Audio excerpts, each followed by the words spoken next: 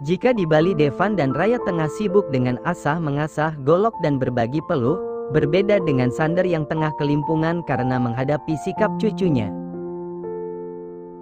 Sander menggaruk kepalanya yang sudah ditumbuhi uban itu dengan kasar, sedangkan JJ memalingkan wajahnya lantara bingung dengan pertanyaan Crystal. Saat ini ketiga orang itu tengah merebahkan diri di markas tempur 1, dengan formasi Crystal berada di tengah di antara mereka. "Kenapa Daddy dan Mommy diam?" tanya Crystal dengan wajah polosnya, sambil menatap JJ dan Sander bergantian. Aduh bagaimana ya menjelaskannya? JJ bingung sendiri. Kok bingung? Bukankah Mommy sendiri yang bilang jika sekarang Mami dan Papi sedang membuatkan adik untuk aku? Tanya Crystal lagi, tanpa tahu jika dua orang dewasa yang ada di sampingnya tengah kebingungan dengan pertanyaannya. Semua ini berawal dari saat Raya video call dan mengatakan tidak akan lama berada di Bali, tapi Crystal terus merengek untuk ikut hingga menangis tak karuan membuat Sander dan JJ bingung karena tidak bisa menenangkan gadis kecil yang terlalu pintar itu. Dan mau tak mau JJ harus mengatakan, Mami dan Papi sedang membuatkan adik untuk Crystal. Sontak saja mendengar hal tersebut, Crystal langsung berhenti menangis dan wajah mungil yang tadinya sendu berubah menjadi ceria. Tidak sampai di situ saja gadis itu bertanya, apakah adik bayi nanti akan tumbuh di perut Mami, lalu nanti keluarnya bagaimana? Nanti adik bayi tidak bisa nafas? Dan adik bayi nanti menangis di dalam perut Mami. Gadis kecil itu melontarkan banyak pertanyaan dengan lancar walaupun masih terdengar cadel. Sampai Sander dan JJ pusing dibuatnya. Begini ya sayang, nanti ada caranya sendiri adik bayi tumbuh hingga keluar dari dalam perut Mami. Sekarang ayo kita tidur dan sebelum tidur baca doa dulu ya. Akhirnya JJ menjawab dan berusaha mengalihkan pembicaraan. Ya, Mommy. Jawab gadis kecil itu, kemudian membaca doa sebelum tidur. Akhirnya JJ dan Sander bernafas lega karena gadis kecil itu menurut dan tidak bertanya lebih dalam lagi. Namun, rasa leganya itu hanya sesaat ketika mendengar gadis kecil itu berceletuk kembali dan tentu saja membuat Sander dan JJ semakin pusing 7 keliling dan 7 tanjakan, 7 putaran. Apa jika tidur di kamar Mommy dan Daddy tidak ada gempa bumi? Embek. Sander dan JJ terdiam dan saling pandang, sedikit bingung juga dengan ucapan gadis kecil dan polos itu. Gempa bumi? Beo JJ, dengan kening yang mengkerut.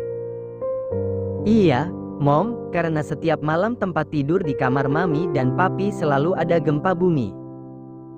Jawab Crystal dengan polos. Setiap malam? Kali ini Sander yang membeo dan Chris mengangguk pasti. Chris tahu dari mana? Tanya JJ memastikan. Crystal merasakannya dan setiap bertanya sama Papi, selalu menjawab jika ada gempa bumi. Jawab Crystal lagi dengan keluguannya. Dasar anak dan menantu Luknut. Umpat Sander dalam hati. Ya ampun, bisa-bisanya mereka seperti itu. Batin JJ. Mom, Dad. Gempa bumi itu bahaya ya? Tanya Crystal lagi, dengan polos dan rasa ingin tahunya sangat tinggi. Hoam, Mommy mengantuk. Tidur yuk. JJ mengalihkan pembicaraan lagi, dan beruntung lagi gadis kecil itu menurut. Awas saja kalian jika sudah kembali, akan aku gantung kalian di pohon tomat. Umpat Sander lago dalam hati. Hari ini Daddy berangkat ke kantor, jadi kalian nanti akan diantar jemput oleh supir. Pesan Sander kepada 4 putranya. Siap, Daddy. Jawab keempatnya kompak. Ya sudah, Daddy berangkat dulu.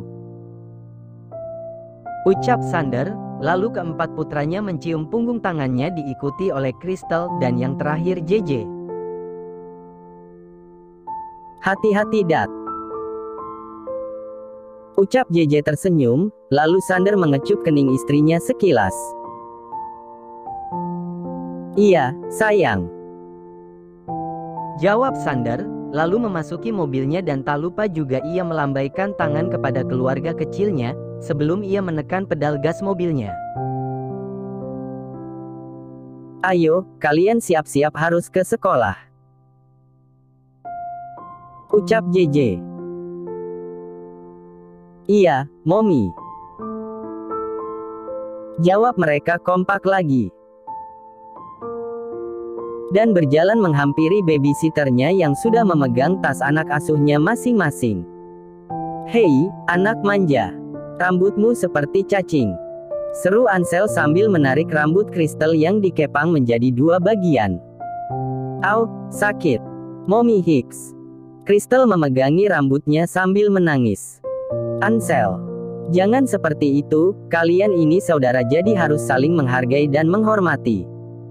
JJ memberi pengertian kepada putranya. Tapi dia sangat menyebalkan, Mom. Dikit-dikit nangis. Dasar manja. Cibir Ansel kepada Crystal. Wajar jika Crystal manja, karena dia perempuan dan perempuan itu harus dilindungi, dijaga dan dihormati. Jaga, hormati dan sayangi Crystal sebagaimana kalian menjaga dan menyayangi Mommy, mengerti? JJ menjelaskan dengan lembut dan hati-hati. Karena menghadapi anak yang bandel seperti Sean dan Ansel harus dengan cara memberikannya pengertian secara perlahan dan dengan kelembutan, agar anaknya itu paham dan mengerti jika yang mereka lakukan selama ini salah, karena anak seusia mereka hanya menilai dengan apa yang mereka lihat. Hati mereka masih sangat lembut dan rapuh, jadi harus bisa juga menjaga perasaan mereka.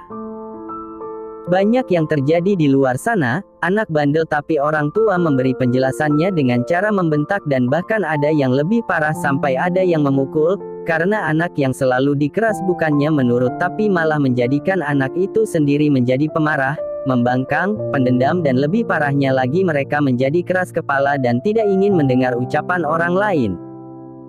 JJ tidak ingin semua hal itu terjadi kepada anak-anaknya. Sebisa mungkin ia menjelaskannya dengan kesabaran dan kelembutan, walau hal itu sering terjadi dan diulangi tapi ia tidak pernah bosan menasehati anak-anaknya. Dengarkan kata Mommy. Ucap Nathan, sambil melirik kedua adiknya Sean dan Ansel. Maafkan Ansel dan Sean ya Mom. Ucap Sean dan Ansel bersamaan.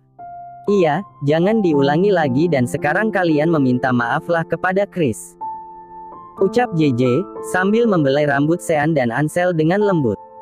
Kemudian Ansel dan Sean berjabat tangan dengan Chris dan meminta maaf dengan tulus dan Chris pun sudah memaafkan. Setelah itu 4J, berangkat ke sekolah dengan diantar oleh supir pribadi JJ. Sekarang tinggal kita berdua, main apa ya kita? JJ bertanya kepada Crystal. Main masak-masak.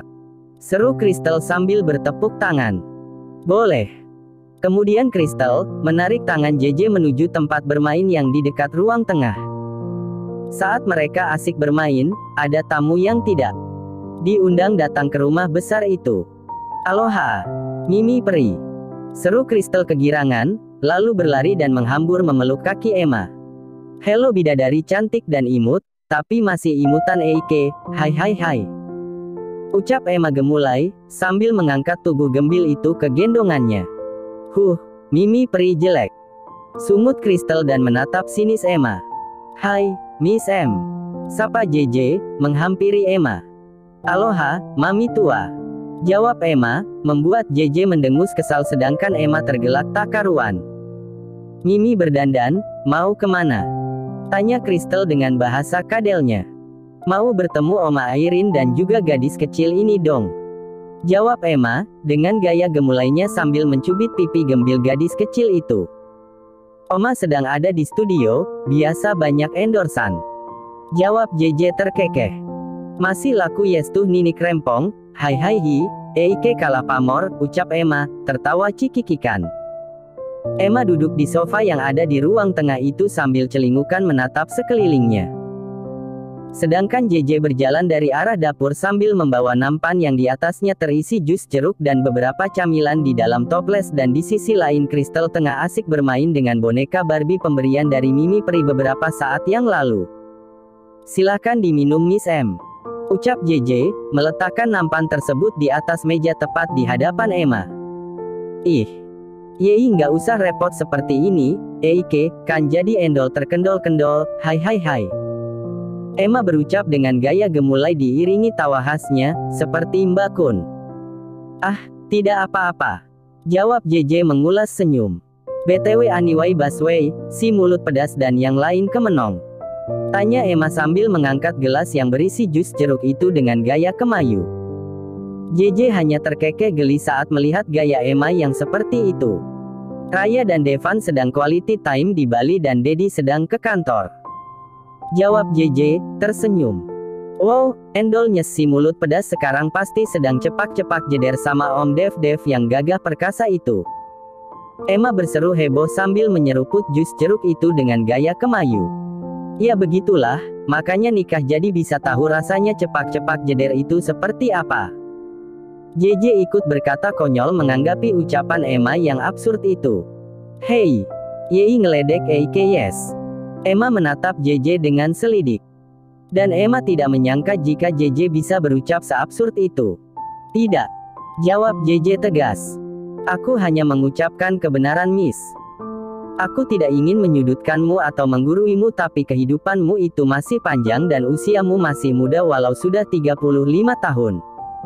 Lanjut JJ diringi dengan kekehan. "Kok, Eike merasa tidak enak yes pas dengar perkataan Yei yang terakhir." Emma mencebikkan bibirnya dengan kesal dan menatap JJ dengan malas. "Hehehe." JJ hanya tersenyum ringan, menanggapi perkataan Emma. "Lihatlah Chris, apa kau tidak lihat betapa lucu dan menggemaskannya gadis itu?" JJ berucap tanpa menatap Emma, tatapan beningnya mengarah ke Chris yang tengah asik bermain dengan boneka Barbie. "Isi," lirih Emma, dan tatapan mata tajam yang dibingkai dengan bulu mata lentik dan eyeshadow berwarna ungu itu turut memperhatikan bocah gembil dan menggemaskan itu. "Andai aku bisa seperti pria lainnya." Emma hanya berucap dalam hati. "Ya, setiap orang pasti menginginkan membina rumah tangga, apalagi jika dikaruniai anak yang menggemaskan, tak terkecuali Emma juga menginginkan hal itu." Emma sadar dan tahu arah pembicaraan JJ berujung, begitu pula juga JJ, ia tidak ingin membuat Emma tersudut dengan keadaan. Setiap orang mempunyai jalan masing-masing untuk ditempuh, mau baik ataupun buruk pasti ada pertanggungjawabannya juga nantinya. Benar bukan?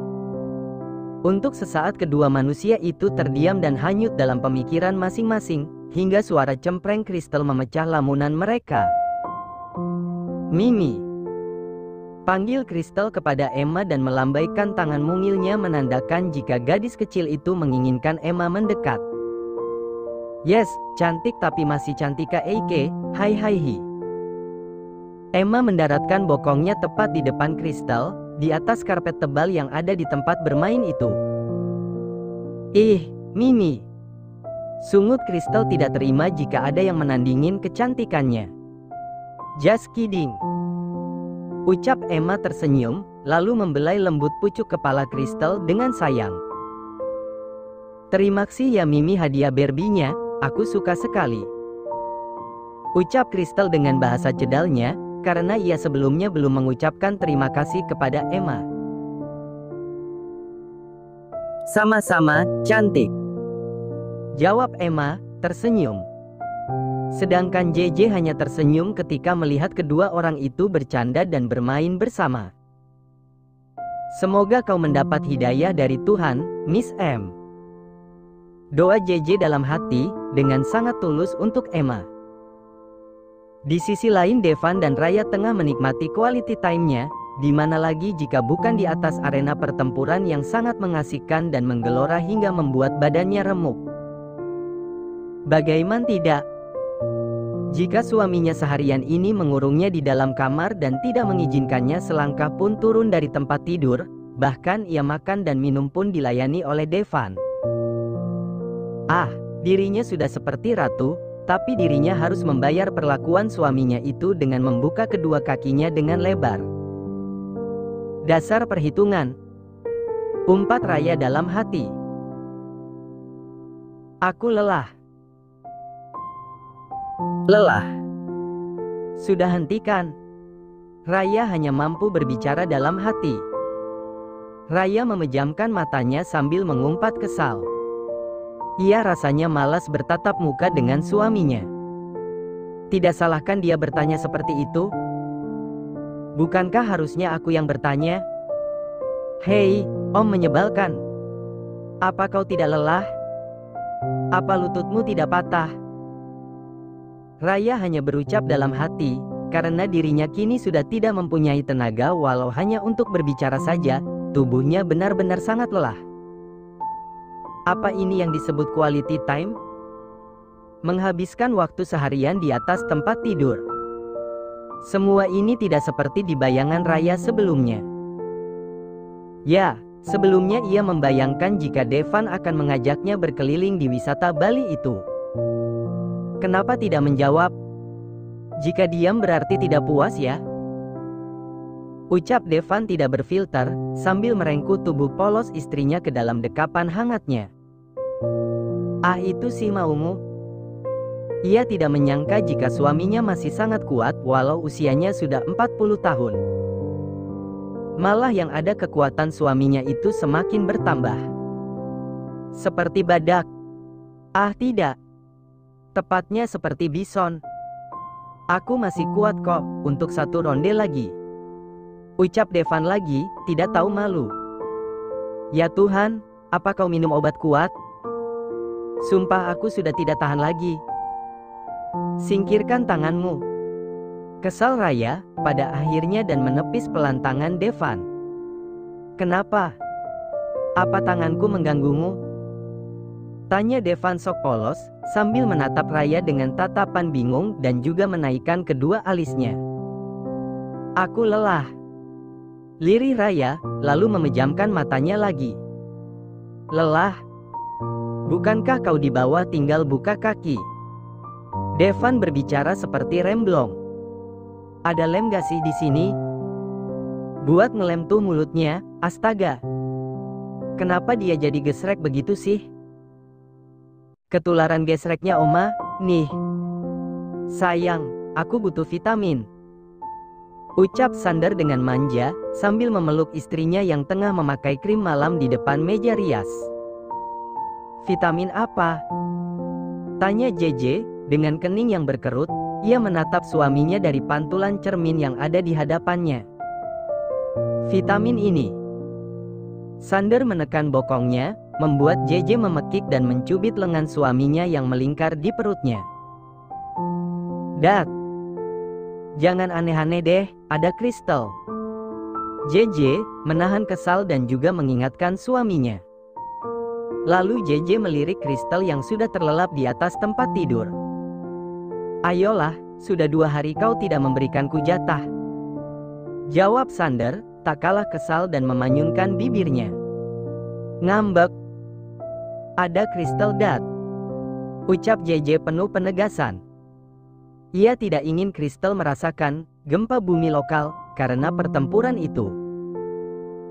Kita bisa melakukannya di sofa, di kamar mandi dan di lantai. Stop. JJ memotong perkataan Sander yang tidak berfilter itu. Kemudian JJ merubah posisinya menjadi berhadapan dengan suaminya. Sayang, please. Menatap istrinya dengan tatapan sayu. Jika sudah menatap seperti itu, berarti hasrat suaminya sudah di ujung rambut. Perlahan Sander menarik pinggang ramping itu dengan tangan kirinya dan tangan kanannya menaikkan dagu JJ. Jika sudah diperlakukan seperti itu, JJ bisa apa? Hanya bisa pasrah, menolak pun percuma karena suaminya itu mempunyai segala cara untuk mendapatkan keinginannya. Ah, Sander sangat beruntung memiliki wanita yang ada di hadapannya ini. Sangat sempurna. Dua kata pujian untuk istrinya itu. Perlahan Sander mendorong tubuh JJ menuju sofa yang ada di sana dan membaringkan tubuh istrinya secara perlahan. Ah, that's stop. JJ menepuk tangan suaminya. Wai, ucap Sander. Lihat Crystal menggeliat. JJ memperhatikan pergerakan Crystal. Sander menoleh ke arah tempat tidur, kemudian ia mengumpat kesal. Sial. Lagi enak-enaknya. Umpat Sander kesal, lalu memberhentikan gerakannya. Demi apapun keduanya kini seperti pencuri di dalam kamarnya sendiri. Sander dan JJ terdiam tapi dengan posisi yang sama. Setelah dirasa tidak ada pergerakan lagi dari Crystal, barulah Sander memulai aksinya lagi.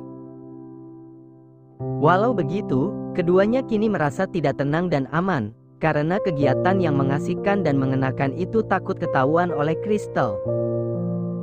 Bisa panjang urusannya nanti. Sungguh tidak tenang dan tidak enak. Kesal Sander. Maaf. Balas JJ, lalu beranjak dari duduknya. Bukan salahmu sayang. Sander merasa bersalah, lalu memeluk istrinya. Sabar masih beberapa hari lagi. Ucap JJ, sambil mengusap tangan kekar suaminya yang melingkar di perutnya. Tentu, aku akan membuatmu lemas tak berdaya. Tunggu saja. Ucap Sander, terdengar seperti ancaman. JJ menelan salivanya kasar ketika mendengar ucapan suaminya itu. Mati aku. Batin JJ, jantungnya saja sudah berdegup dengan kencang saat membayangkan dirinya lemas tak berdaya di bawah kungkungan suaminya. Setelah mengatakan hal itu, Sander mulai membersihkan dirinya di bawah guyuran shower, begitu pula dengan JJ. Ya, keduanya mandi bersama. Hanya mandi saja, tidak ada kegiatan lainnya. Setelah selesai membersihkan diri, JJ dan Sander keluar dari kamar mandi dengan pakaian lengkap, hanya saja rambut mereka masih terlihat sangat basah. Mommy dan Daddy kenapa malam begini mandi? Tanya Crystal, sambil mengucek kedua matanya. Suara Crystal mengejutkan Sander dan JJ. Gadis kecil itu sudah terduduk di atas tempat tidur sambil mendekap boneka Barbie pemberian Mini Peri. Sayang, kamu bangun? JJ sangat gugup sekali. Iya, Chris House. Ucap Crystal, sambil menunjuk gelas yang sudah kosong di atas nakas. Oh. Jawab JJ tersenyum, kemudian Crystal melontarkan pertanyaan yang sama, kenapa mandi malam? Daddy dan Mommy abis olahraga malam. Ucap Sander, lalu berjalan ke arah tempat tidur di mana Crystal tengah menatap dengan tatapan bingung. Olahraga malam? Tapi, sudah ayo tidur lagi, masih malam. Sander naik ke tempat tidur. Iya, Dad. Walau gadis kecil itu masih penasaran dan tidak puas dengan jawaban kedua orang dewasa itu, ia memilih merebahkan dirinya lagi dan memejamkan matanya. Tak butuh waktu lama, Crystal sudah terlelap kembali. Selamat. Sander dan JJ bernafas lega.